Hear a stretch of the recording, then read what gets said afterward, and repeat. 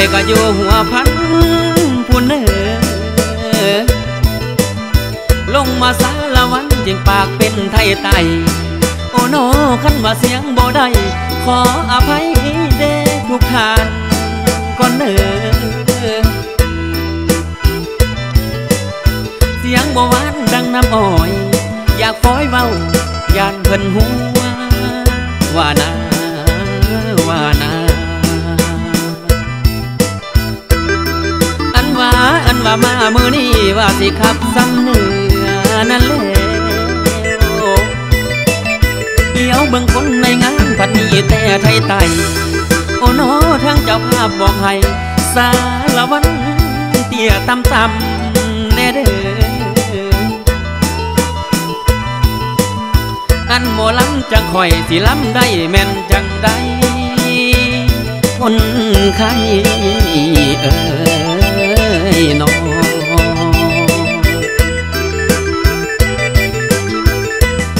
โอ้โนครับอีหยังก็ได้ลำอีหยังก็ได้นอกจากสารวันนั้นหาเฮาเกิดอยู่หัวพันสารวันบ่ยินคือเด่นโอ้โนครับสำเนื้อพอได้ครับปันใดก็อย่าท่านสารวันนี่นะสารวันนี่นะแม่เท่าห้องบ่เป็นแล้ว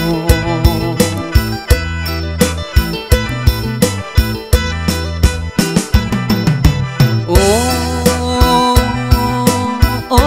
ยเดโนโอ้ยนะโอ้โนเอาจังหวะเต้นกะยังว่าก็ยังใครนั่นแหละครับผู้ไทยตั้งไว้ก็ยังพอว่าหรือสิเอาสามซาธรรมดาก็ยังมวนท่านอันขับควนขับทุ่มซุ้มเขานั้นผัดบ่เอานะโอ้โนทั้งเจ้าภาพผัดเบ้าเอาละแม่สารวันนั้นผู้เบาแข็งหัวพันที่แสละวันเด้อเจ้าคำเหมยถ้าผิดของคำเบาอย่าถือเอาเด้อท่านเด้อเดโนโอ้โนบ่าหัวพันผู้หน่อยสิเฮียนห้องสารวันนั้นนะก่อนนะน้องเกี่ยวกันสารวันเกี่ยวกันสารวันเกี่ยวกันผู้บ่าวหัวพันสิสารวันให้ฟังเตี้ยลงสารวันเตี้ยลงละเหมือนหงลงเดินสนุกเหลือเกินเมื่อได้ฟ้อนสารวันลุกขึ้นสารวันลุกขึ้นสารวันลุกขึ้นแล้วขอเสิร์นฟ้อนต่ออันนี้แม่นบ่เขาเอิ้นว่าสารวันอันนี้แม่นบ่เขาเอิ้นว่าสารวันโอ้ยโนโอ้ยเดนะโอ้โนอันว่ามาถึงนี่สิได้อวยขึ้นมือก่อนเด้อคำแพงสิกลับเมื่อซ้ำเนื้อเมื่อเฮียนครับไทยไตไปขับสารวันใดดีงามจังสิตาโอ้ท่านโอ้โนขอให้เศร้าพี่น้องเยี่ยมฟ้อนสารวันนั่นเด้อน้องลามือสารวันลามือสารวันลามือกับสำเนื้อก่อนเด้อสารวันเอาไว้พบกันละมือสันวันดีขอให้โชคดีละพี่น้องสารวันลาลงสารวันลาลงสารวันลาลงสารวันลาลงสารวันลาลง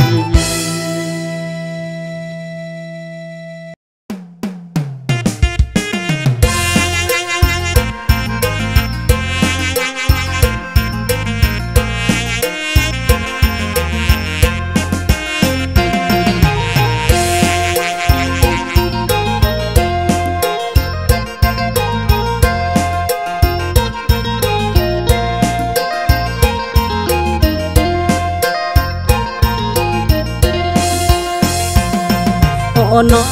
มือนี่ดีใจแท้ได้มาแวะน้อเมืองพวนจังแม่นมวนหัวใจเบิ่งบ่อนใดก็งามล้ำรอเที่ยวตาเที่ยวทำแสนงามหมดทุกแห่งทั้งยามแลงทำคอยนกแอ่นน้อยแม่นเจิดบินน้อยงามเด้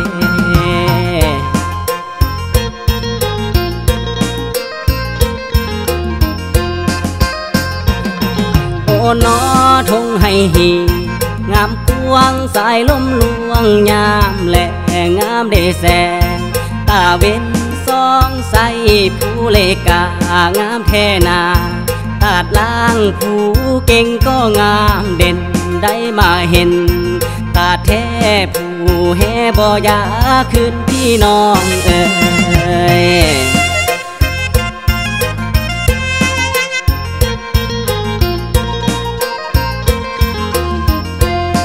มวนซื่อเมื่อยามเที่ยวสมตากแดดกินลมจังแม่นอ่อนซ้อนไปเบิ่ง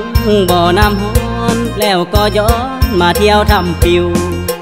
เบิ่งทิวทัศน์งามตาเราเที่ยวตาดขาสุขใจแท้เอ้ยน้องตั้งลมยังพัดเสยทินใดนะเอ้ยจะงามเพราะเมืองพวน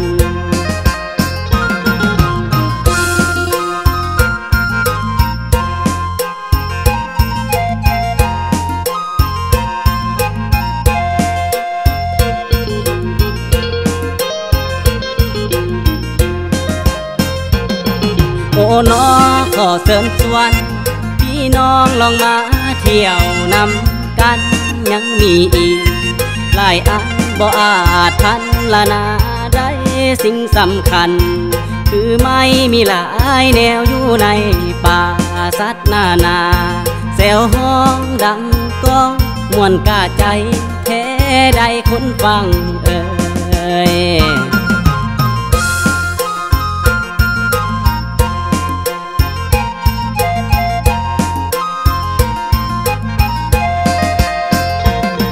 โอ้น้ออันมาฮอดนี้สิได้ไว้ลงก่อนขอไว้พรคนฟังให้อยู่ดีมีเงินใส่ให้ท่านไปเที่ยวลิ้นเมืองพวนเบิ่งจากวางบ่แม่นเว้าหวดอ้างงามแท้ค่อยแน่ใจแท้ได้คนฟังลองไปเที่ยวเบิ่งแม่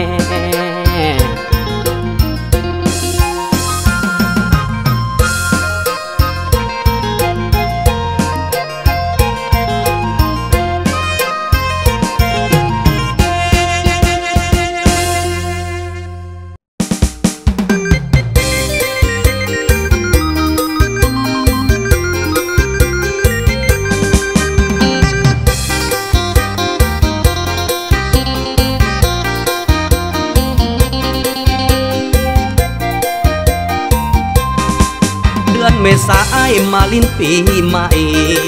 พบขวัญใจจนบ่อยากคืนหวนได้มาพบผู้สาวแก้มขาวนวล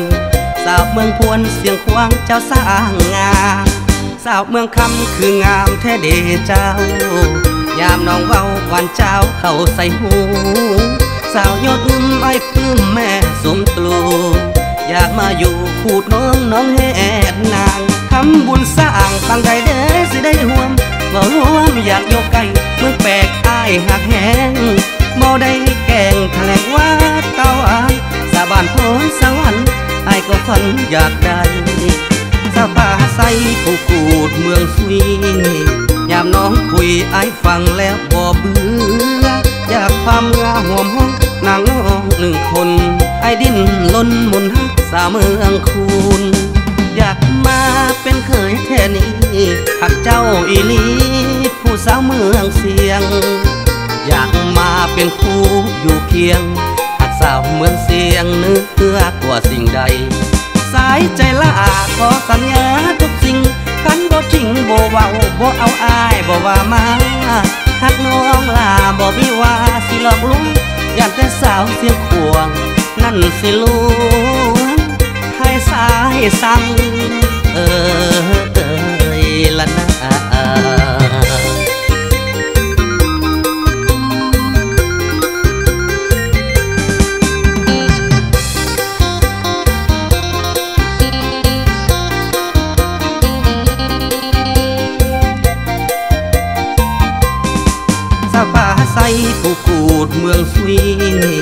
ามน้องคุยไอ้ฟังแล้วบ่เบื่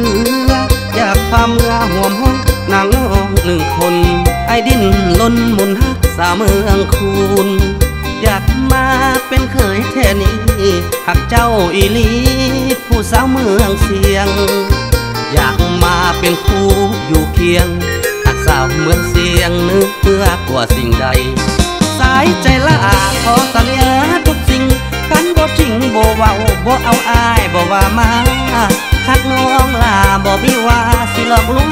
ย่านแต่สาวเสียงขวงนั่นสิลวงให้สายสั่งละนะ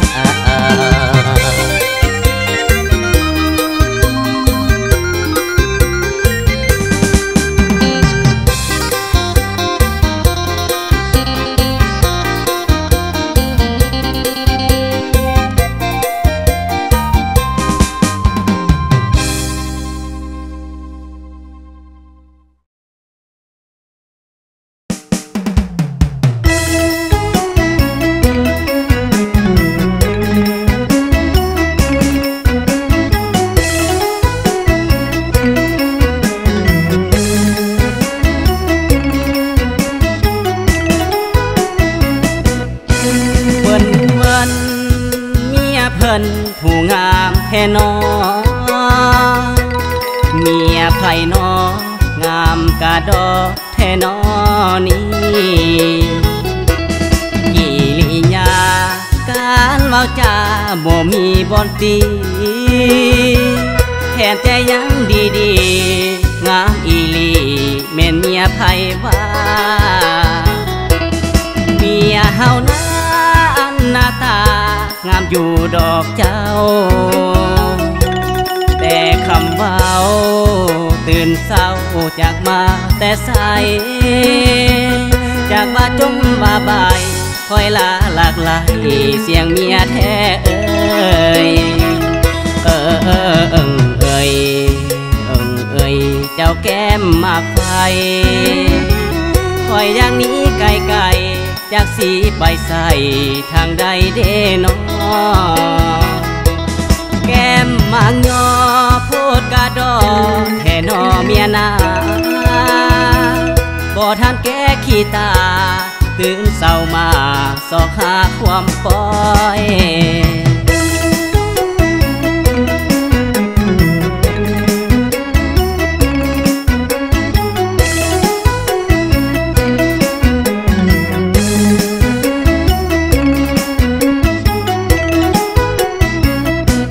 แก้มปล่อยลอยยาสูบปล่อยลายแม่ทุนหัวเจ้าบ่ยานบ่กลัวบาดผีใบหัวเจ้าสิปัวบ่ได้เอ้ยเจ้าแก้มมากลาวแต่ก่อนตอนเจ้าเป็นสาวคำจาคำเว้าบ่เป็นจังสิแก้มปีลีตั้งแต่กี้ก็ดีอยู่นา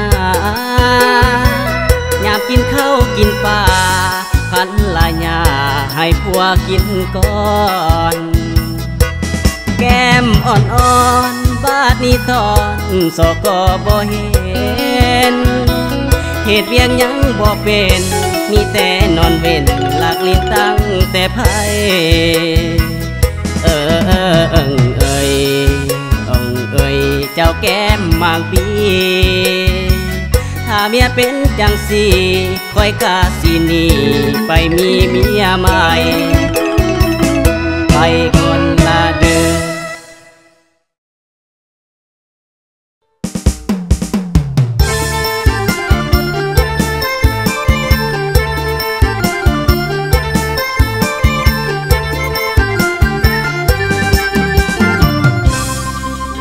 ไม่แก้มน้องไม่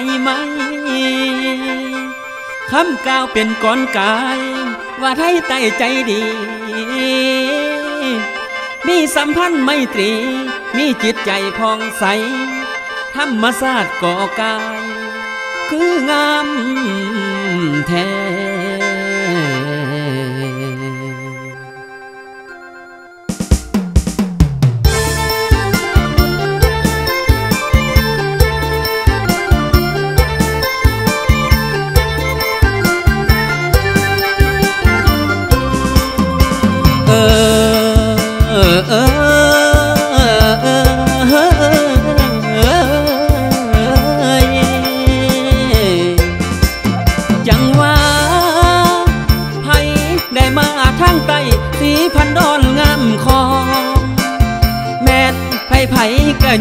ว่างามแท้เมื่อได้เห็น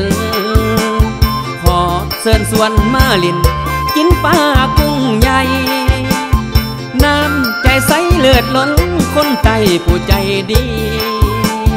งามแท้ได้เขตนี้หลายเกาะหลายดอนเลาะเรียกตามสายของบ่อาจพันละหน้าใดความอุดมมีแท้ตึกเฮได้ป่าใหญ่คันแม่นข้างหม้อไว้มันสิเต้นขึ้นใส่เอง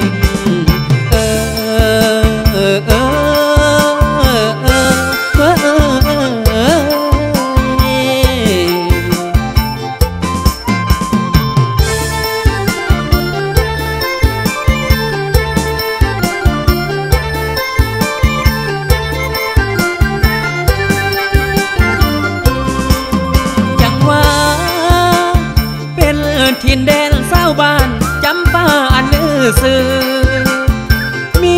บัดผู้ไม่เหงาขอเชิญเจ้าเที่ยวชมขอเชิญไปกับกรมเจ้าพ่อกรมมาทาไปเบิ่งนางสีดาตำหูกงามเลือล้นไปเบิ่งคนเขาเว้ายิ่งนอนง่ายสายนอนขวมรวมทั้งผ้าบาทเจ้าเห็นแล้วบ่อยากคืนใจดีใสพองเซินห้อยยิ้มอันแสนหวานสายลำธารไหลตกใส่คอนพระเพ่งกวงอัศจรรย์ใจแท้มีไม่อยู่กลางคอนแสนเป็นตาสะอ่อนไม่บานีงามล้นมีน้ำต้นสูงแท้ยามแลเลี้ยวลำมันสุดแสนเลิศล้ำธรรมศาสตร์ถิ่นลาว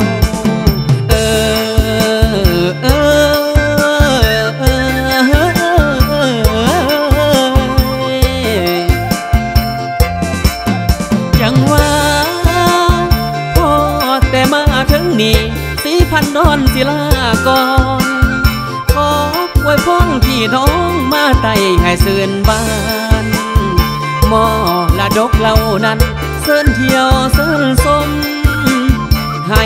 มันสมหรือใช่ว่าที่งามจริงแท้ให้ไก่มันผิวแหล่แต่ใจดีงามพองธรรมศาสตร์ยองบ่ท่าแป้งกะว่างามกะว่างามบ่ท่าแป้งกะว่างามเจ้าผู้ทายลำลามคืองามแท้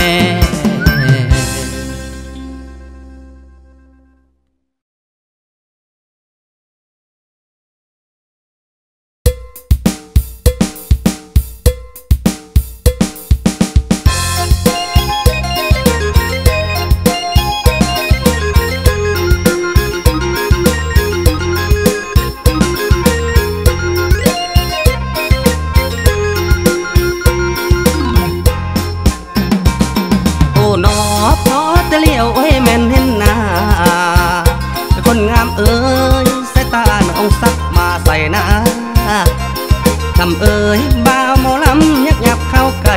อยากจะเว้าละแม่นนั่งนำนาจะฟังลำยคนงามหนา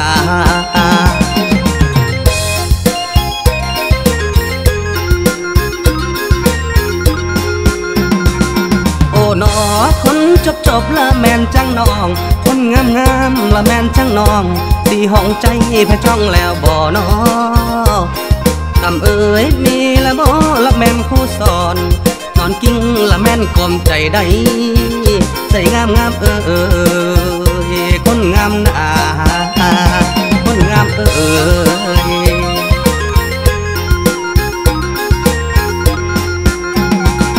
คำเอ่ยอายนี่เป็นละแม่นสายขึ้นละคนงามบ่มียิ่งได้ทำไทยนาคำเอ่ยนับจะเป็นละแม่นต้นใหม่เพื่อสีเกี้ยวก็แม่นบ่มีอีหลีโอ้ยคนงามคนงามหนา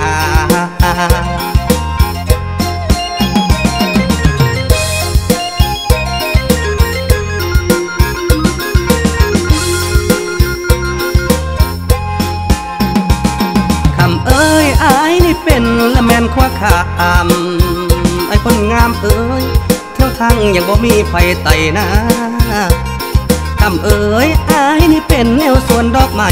ทุ่งแมงเพิ่งนั่นก็บ่ตองอีหลีโอ้ยคนงามนะคนงามเอ้ย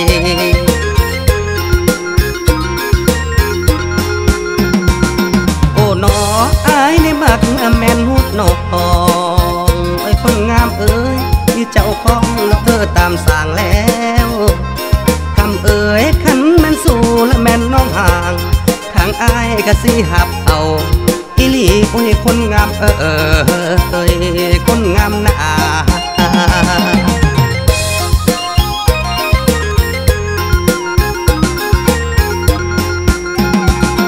คำเอ้ยขันแม่นอายและแม่นได้น้องใส่ห้องและแม่นตัวกำนา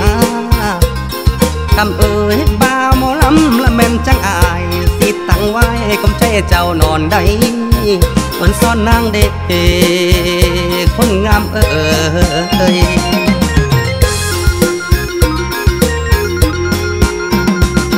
โอ้หนอขอมาหอละแม่นบันขายขับตั้งไว้สิได้คงป่วยได้โอ้หนอขอไว้พรละแม่นพี่น้องสบายพร้อมคู่สู่คนใดขอลาลงแล้วลาลงแล้ว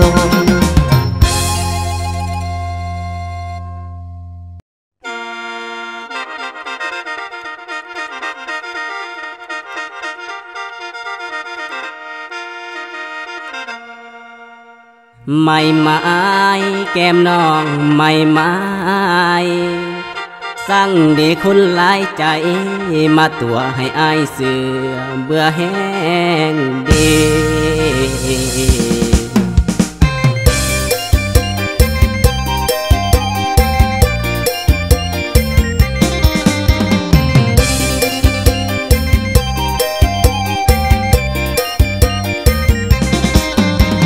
จังเม่นเบื่อกะดอแต่การขอกะบ่เท่าคำเอ่ยอันมาเมาหักเจ้าเมาเหล้าก็บ่ฟาดเคยสาบานกันไว้แนวใดว่าสิแต่งแพงเอ่ยเจ้ามาแป้งเปลี่ยนปีขออยากดิ้นให้ลั่นเมืองน้องสั่งมาขาดเคลื่อนลอยเลือนเลยบ่สนคำเอ่ยอีตนคนคอยปล่อยให้สายยืนเก้อลงละเมอนำเจ้ากินเหล้าเบียร์กะบ่ซื่นคำเอ่ยวาดว่าตื่นมือเศร้ายังเห็นเจ้าอยู่หน่วยตาหน้าคำนา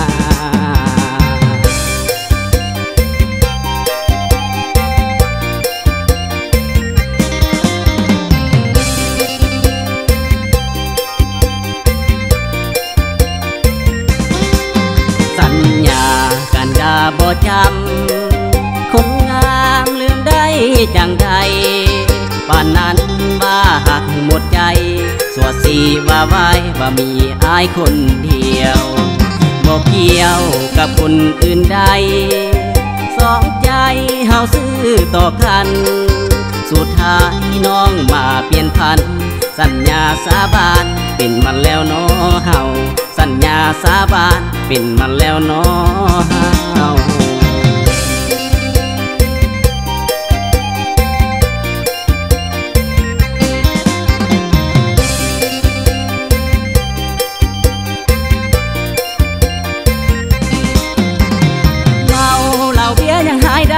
เมาหักใจนั้นหายสวงคำเอ่ยเป็นง่วงหัวเจอนั่นอยู่บ่เป็นคือกับว่าเสียเส้นบ่เป็นอยู่คือเขาคำเอ่ยมีแต่เมากับเมาพออยากลืมตัวน้องลืมคำสองเฮาเอาว่าสิเอาเข้าสู่อีดูเดจังใดดีหูอยากลืมน้องได้ลงหน้าน้องนา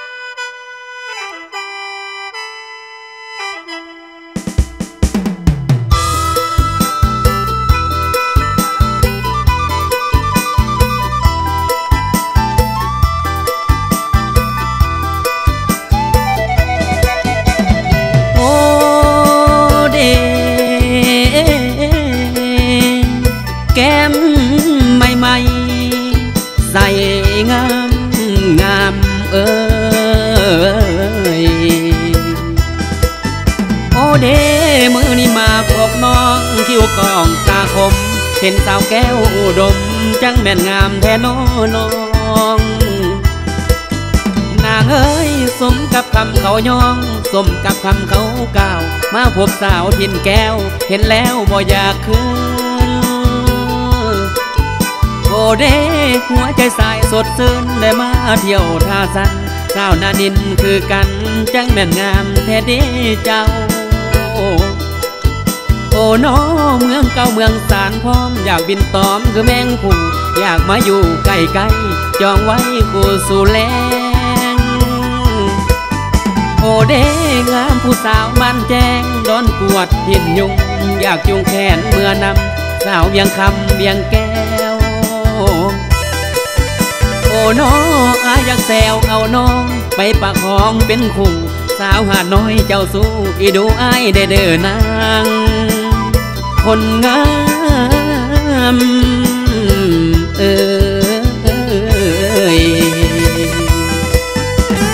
โอ้เด้แก้มอ่อนๆอ่อนซอนเด้นางเอ้ยสาวหน้ากลางมื่นมันอ้ายฝันก็มื่นมีสาวคนแห่ใจดีแม่นมีแฟนแล้วบ่น้อ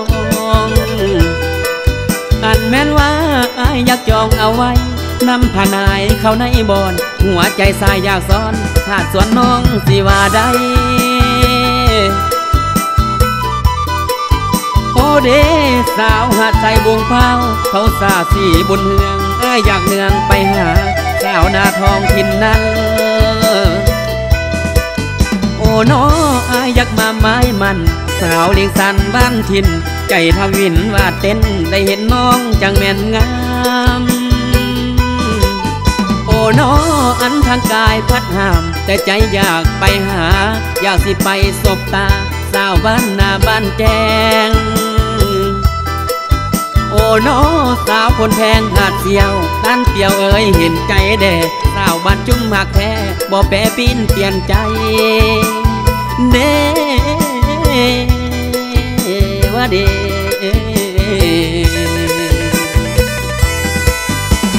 โอ้เด้คนงามเอ้ยโอ้น้อคันแม่นอายนี่ได้สาวแคมเงิมมาเป็นเมียอยากกินเบียร์จากลังให้สร้างตามใจเจ้าโอ้น้ออันว่าเผาของแก้มแถมยังกะบ่ว่าคันแม่นอายได้ล่ะคืออายสิบ่ตายเด้น้อ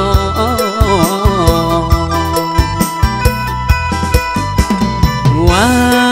แต่ฟ้ามืดครึ้มอยากได้สาวแคมเงิมมาเป็นเมียเด้คนงามเอ้ย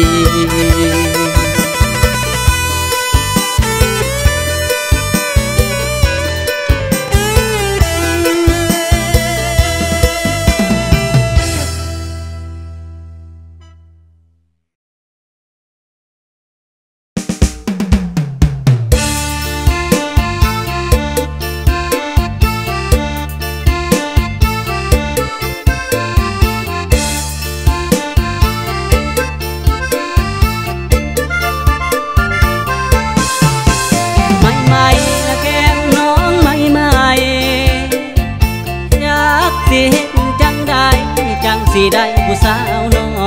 ย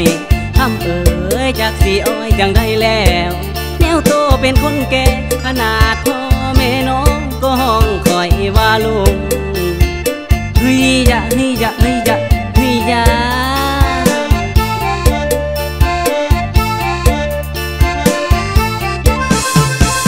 โอ้น้องเฮามาเพลงลูกทุ่ง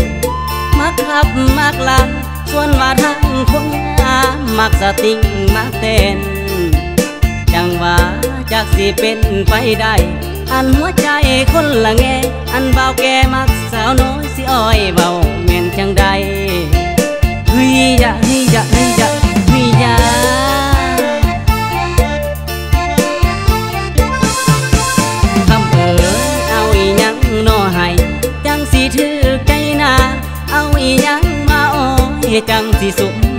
เจ้าโอ้นอแนวตัวเป็นผู้เฒ่าพอเบาจ้าซื่อเอาของตอนอยู่สู่มืออันมือถือซื้อให้ใส่ซ้ำไว้ล่าหากว่าเอาฮิยะฮิยะฮิยะฮิยะโอ้นอเพิ่นว่าเลี้ยงสร้างเฒ่าขายงายังได้ค่ะบาดบาเลี้ยงสร้างน้อยตายจ้อยบ่ได้แนวหักแล้วหักเลยเด้อเจ้าแนวผู้เฒ่าคำเว้าผู้เปลี่ยนใจบ่คือวัยรุ่นดอกนาสามวัยถ้าหักสาวใดหักแล้วบ่คืนกลางคืนบ่ต้องยานดอกเจ้าว่าผู้เฒ่าเฮ็ดเบี้ยงบ่เป็นกลางคืนกลางเว้นก็เฮ็ดได้คือกันแจ่มจันทร์ถ้าน้องได้อายสิให้อามิตรจิตตาน้องอยากได้อันใดให้บอกมาแม่นดาวอยู่ฟ้าก็สิหาให้นา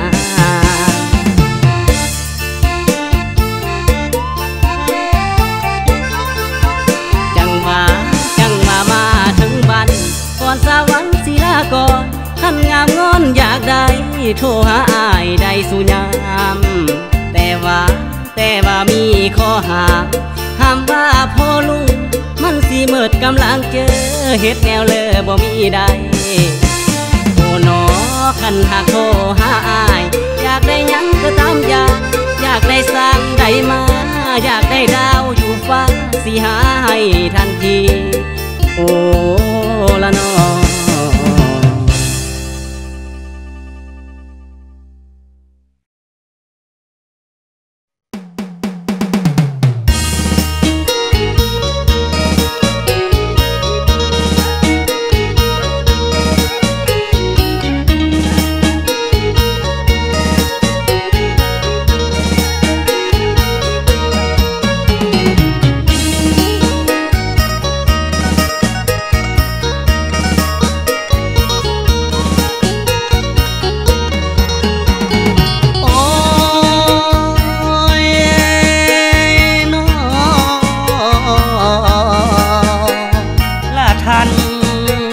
ฟังเอ้ยโอ้น้อค่อยสิไขคำเว้าเรื่องเก่าดอกข้าวหลังมันยังฝังอยู่ในจิตบ่คิดเลยสิเป็นได้คำเอ้ยอันว่าใจของคอยมันละฟอยปานหากบัวถึกผู้สาวหลอกต้มควันสมจนว่าจางเจ้าเอ้ยเจ้าหน้า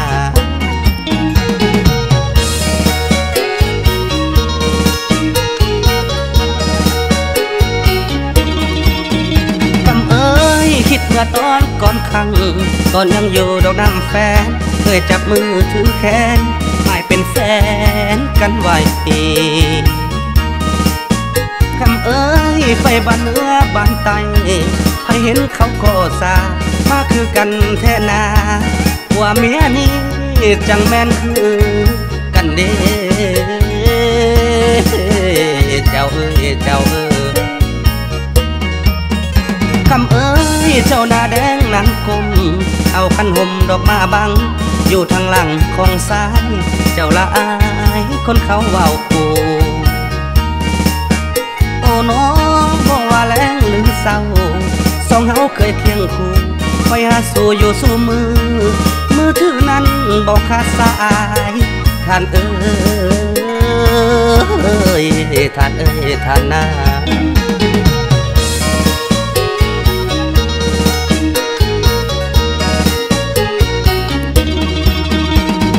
โอ้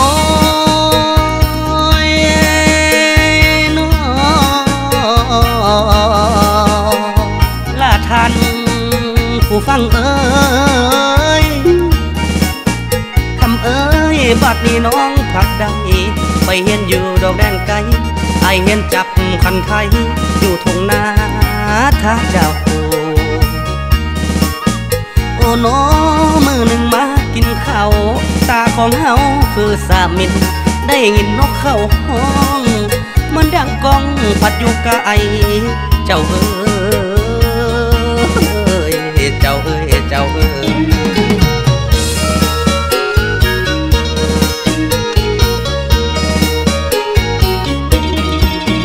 โอ้น้อแต่ละมือนกใดห้องอยู่หัวหน้ามือนี้มาห้องไกลเป็นจังใดน้อเจ้าปูโอ้น้อไอ้วางคำเขาเอาโทรศัพท์มาโทรหาคนฮักคอยโทรเป็นห้อยบ่ฮับสายลาเอ้ยลาเอ้ยลาเอ้ยคำเอ้ยเจ้าสั่งเฮ็ดให้อายเป็นห่วงอย่างแห้งเป็นอย่างนอคำแพงมาเป็นใจไว้แท้เปิดมึงยินเสียงแห่เสียงหองต้องมาจนสะนันยิ้มมือถือแลนมาบ้านเพื่อนของน้องมีรถเต้นเจ้าเอ้ยเจ้าเอ้ยเจ้าเอ้ย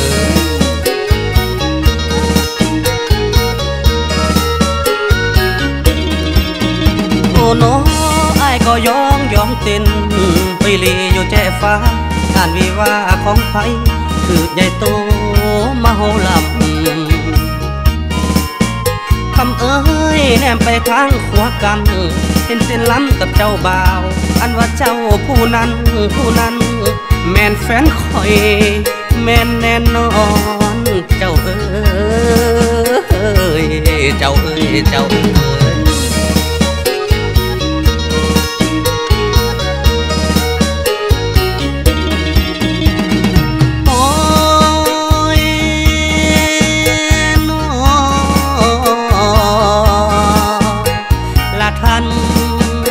ฟังเอ้ยโอ้น้อเมาปันไก่ถือคอนไปนอนอยู่ดอกแจ่ฟ้าผู้สาวเอาผัวป้าไผ่เดนาบ่เจ็บซ้ำท่านเอ้ยขอฝากล้ำไว้เพียงนี้มือหน้ามีสิมาใหม่มือนี้ล้ำบ่ได้มันอยากหาอีเล่าเรื่องแฟนมานาลาเด้อลาเด้อ